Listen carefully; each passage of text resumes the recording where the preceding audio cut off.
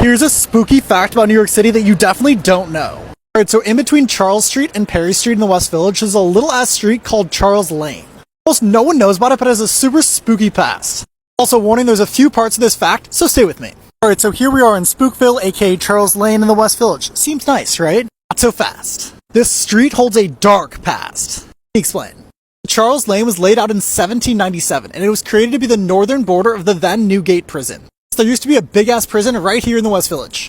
Well, the prison was torn down in 1828, and this is all that remains of it. Here's why Charles Lane is so spook. When prisoners were sentenced to death and marched off for their execution, they had to walk down Charles Lane on these very stones. And where were these prisoners marched to, you ask? Right here to Washington Square Park. Oh yes! Washington Square Park was not always the lively park we know today. During the 1700s, it was actually a public burial ground. To this day, there are more than 20,000 bodies buried beneath the park. Alright, but back to the fact. So within the park, there was a very specific location that the prisoners were executed. It was in the northwest corner of the park, known as the Hangman's Elm. That tree still exists today. Let's go check it out.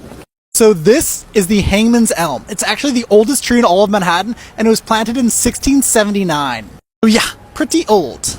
So prisoners sentenced to execution in Newgate Prison were brought to this very tree and hung from its branches. Spook!